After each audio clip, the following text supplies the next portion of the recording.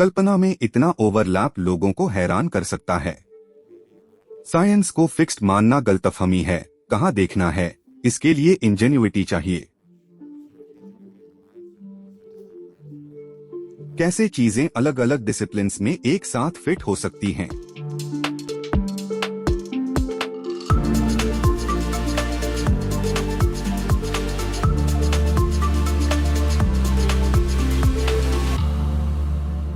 NASA के jet propulsion laboratory Pasadena California में next in space में आपका स्वागत है। Industry leaders, futurists, JPL trailblazers space exploration के भविष्य पर बातचीत करते हैं। एथन, हम आपको थोड़ा जानना चाहेंगे और मैं लेगेसीज के बारे में बात करके शुरू करना चाहता हूं।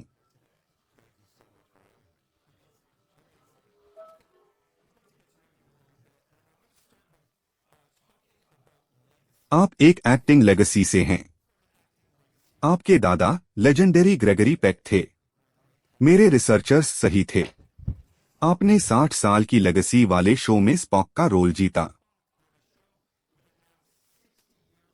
अपने बैकग्राउंड के बारे में बताएं। दादा का काम आप पर असर डालता था। कब पता चला वो दुनिया के लिए कौन थे? ये अच्छा सवाल है। जितना मैं बड़ा होता हूं, इस लेगेसी से जुड़ा होना अजीब लगता है। मैं कई मायनों में नॉवल डेटा पॉइंट हूं। लॉस एंजलिस में इस फैमिली में पैदा हुआ। बड़ा होने पर यह मेरे लिए अमेजिंग होता जाता है। जब आप यंग होते हैं तो आप चीजों को वैसे ही स्वीकारते हैं, कॉन्टेक्स्ट नहीं होता। पिछले वीकेंड मैंने TCM फेस्टिवल में 1966 की अरेबेस्क प्रस्तुत की। उन्होंने सोफिया लोरन के साथ किया। मेरा पहला अनुभव है। मैं उनके काम से प्रभावित हूं। जुड़ा होना अजीब, अमेजिंग। आपको कब पता चला कौन थे? ये अब भी मुझे समझ आ रहा है। मैं 40 का हूं। जब मैं छोटा था, वो सिर्फ दादाजी थे। तब वो 70s में होंगे। वो ग्रे हेयर्ड, मूंछों वाले आदमी थे जिनकी आवाज गहरी और शानदार थी, और वो कैश्मीर स्वेटर्स पहनते थे जैसे दादाजी पहनते हैं। शायद मैं 20s की शुरुआत में था जब मैं इसकी नॉवेल्टी से वाकिफ होने लगा। पब्लिक में इससे कैसे डील करूं, क्योंकि मुझसे पूछा जाएगा और मैं उसी प्रोफेशन में जा रहा हूं।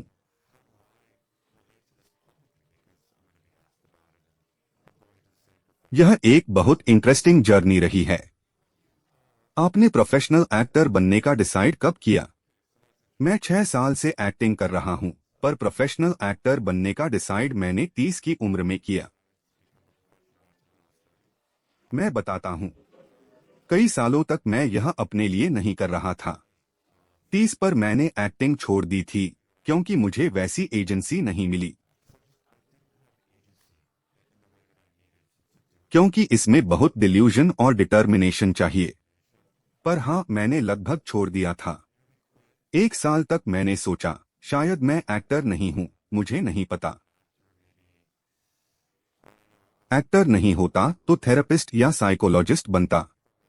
मुझे याद है बफलो वाइल्ड विंग्स पर दोस्त से बात करते हुए मैंने कहा, यार मुझे नहीं पता कि मुझे यह करना चाहिए। उसने कहा, थोड़ा और ट्राई करो। मैंने एक और पायलट सीजन के लिए खुद को कमिट किया। ये नए शोज के लिए स्टूडियो के टेस्ट एपिसोड्स होते थे जो अब इंडस्ट्री में नहीं हैं। एपिसोड्स बनते हैं, उनमें से सीरीज के लिए चुने जाते हैं। लगभग 30 की उम्र में मैंने खुद को फिर से कमिट किया। 6 महीने बाद मुझे स्पॉक के रूप में कास्ट किया गया। स्पॉक और स्टार ट्रेक कैसे मिला आपको? यह एक ऑडिशन था, किसी भी दूसरे ऑडिशन की तरह। मुझे मेरे मैनेजर से कुछ डिस्गाइज्ड सीन्स के साथ एक ईमेल मिला।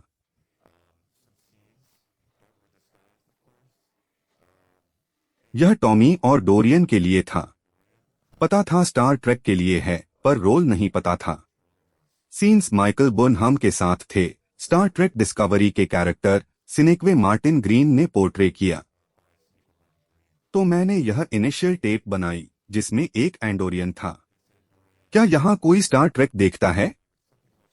लोग सिर हिला रहे हैं। मुझे लगता है आप अच्छी कंपनी में हैं।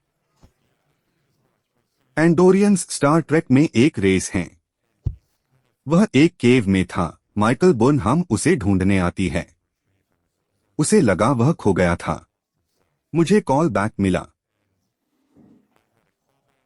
फिर मुझे तीसरा कॉल बैक आया। यह 6 हफ्तों में हुआ। तीसरे कॉल बैक के लिए उन्होंने नए सीन्स भेजे। उनसे मैं समझा यह स्पॉक का रोल था। मैं हैरान था। मैंने पिता को फोन किया, कहा यह स्पॉक के लिए है। वह हंसे। स्पॉक का पिता, यह सोचकर कैसा लगेगा? अब वह है। हाँ, मैंने फाइनल ऑडिशन दिया। डायरेक्टर ओरली सिडोविट्स से मुझे टेक्स्ट मिला, welcome aboard the Enterprise mister Spock. मैं अपने अपार्टमेंट के कॉर्नर पर ही था। मैं बैठ गया और खुशी के आंसू बहाए। यह एक एक्स्ट्राऑर्डिनरी मोमेंट और जीत थी। एक एक्टर का सपना होता है ऐसी फ्रैंचाइज का हिस्सा बनना, सिर्फ इंटेलेक्चुअल प्रॉपर्टी का नहीं।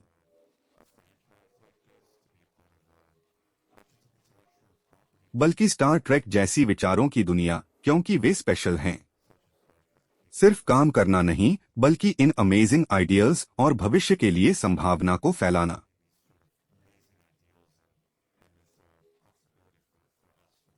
मुझे यह पसंद आया। यह भविष्य की थीम होगी।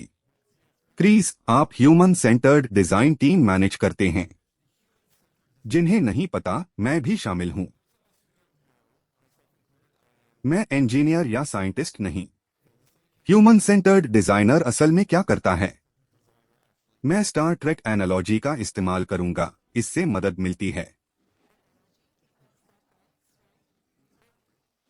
नासा जेपीएल में मिशंस चलाने और डेवलप करने के लिए ऑपरेशंस और डेवलपमेंट टीम्स हैं। वे अगला शानदार काम तय करते हैं।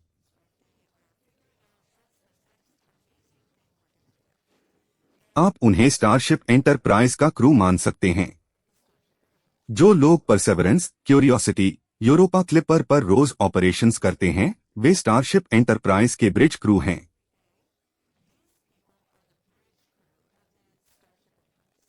हम एंटरप्राइज को कंट्रोल करने के लिए डिस्प्लेस और सॉफ्टवेयर डिजाइन करते, और यह भी कि ब्रिज पर कौन किसके बगल में बैठेगा।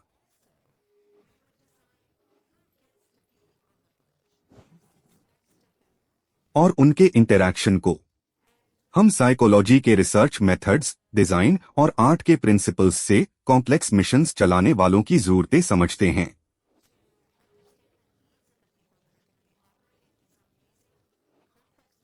जो पहले कभी नहीं हुए। फिर 25 साल आगे की जरूरतें प्रिडिक्ट करते हैं और उनके लिए intuitive, easy to use solutions design करते हैं। जो टैक्स पेयर्स को ज्यादा साइंस मिले। मेरा यह सवाल बाद का था, पर आपने अभी बताया। आप फ्यूचर ऑपरेटर्स के लिए 25 से 40 साल पहले से कैसे डिजाइन करते हैं? यह कैसे होता है? क्योंकि टेक्नोलॉजी, खासकर अभी, बहुत तेजी से बदल रही है। टेक्निकल नहीं, हाई लेवल पर। हम जेपीएल में एक रिसर्च मेथड लाए हैं जिसे डिजाइन सिमुलेशंस कहते हैं। आप इसे रोल प्लेइंग गेम मानिए। मेरी टीम और मैं फ्यूचर एनवायरनमेंट बनाते हैं। हम क्रेजी पर रियलिस्टिक सॉफ्टवेयर इमेजिन करते हैं।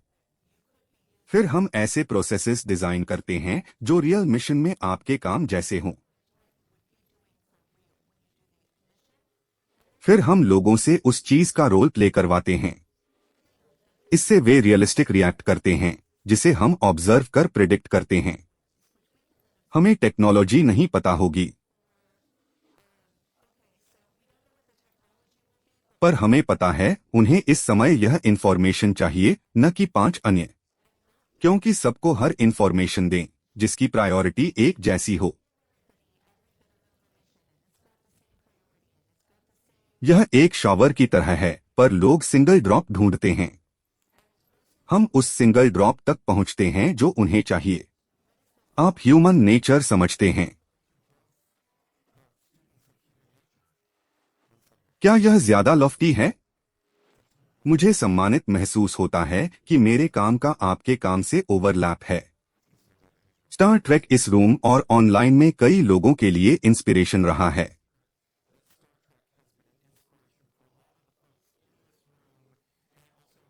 यह ब्यूटीफुल सिंक्रोनिसिटी है कि स्टार ट्रेक अपनी 60वीं एनिवर्सरी मना रहा है और जेपीएल अपनी 90वीं। कई जेपीलर्स स्टार ट्रेक और स्पॉक को स्टेम में आने की इंस्पिरेशन मानते हैं।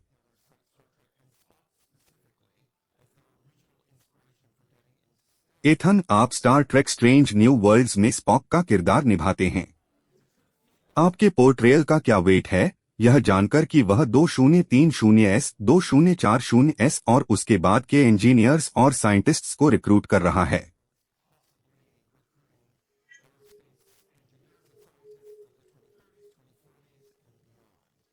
सौभाग्य से मैंने पहले यह नहीं सोचा था, वरना डर जाता। जब रोल मिला तैयारी के दौरान और कैरेक्टर के रूप में अपने टेन्योर में।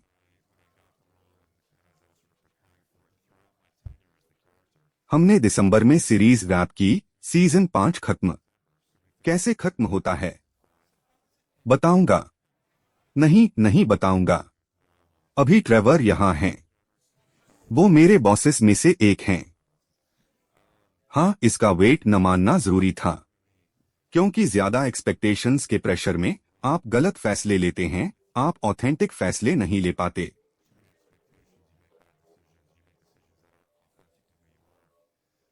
तो जितना हो सके मैंने कैरेक्टर के रूप में मौजूद रहकर एक्सपीरियंस किया। यह एक मुश्किल काम था, पर यह इंस्पायर कर सकता है।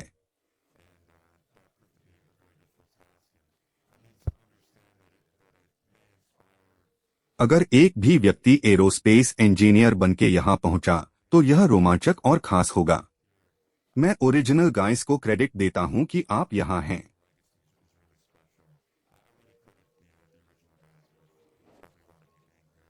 ओरिजिनल गाइस की बात करें, क्रीज, हम दोनों स्टार ट्रेक ओरिजिनल सीरीज वाले घर में पले। मेरी माँ के पास लाइफ साइज कैप्टन कर्क था, क्रिसमस पर मिला, जो मेरे लिए डरावना था, कोने में रहता था।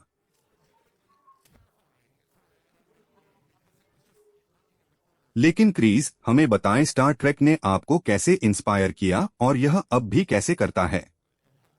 मेरी पहली याद जर्मनी की है। मैं एक आर्मी ब्रैट हूं।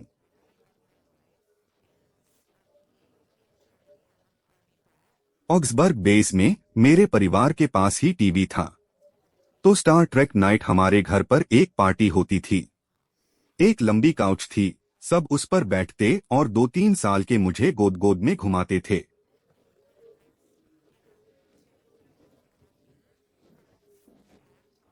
मुझे पसंद था, पूरा अटेंशन मिलता। मैं अकेला बच्चा था, स्टार ट्रेक देखता था। जर्मन न बोलने से कुछ समझ नहीं आता, पर स्पेस का आइडिया पसंद था। जैसे जैसे मैं बड़ा हुआ, मैं एस्ट्रोनॉट बनना चाहता था, पर कोई मुझे ये करने नहीं देगा, मैं क्वालिफाइड नहीं हूं।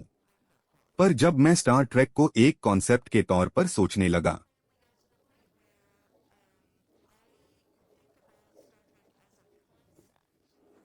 मैं ऐसी दुनिया में रहना चाहता हूं जहां स्टार ट्रेक में अर्थ की कोई सीमा नहीं, साइंस सबसे ऊपर, मिशंस साइंस की होती हैं।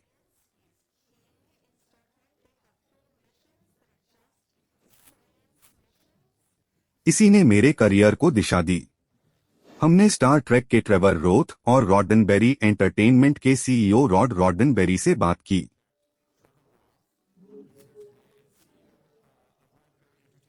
वे शो की लास्टिंग लेगेसी पर चर्चा करते हैं। आज की टेक्नोलॉजी स्टार ट्रेक से जुड़ी है।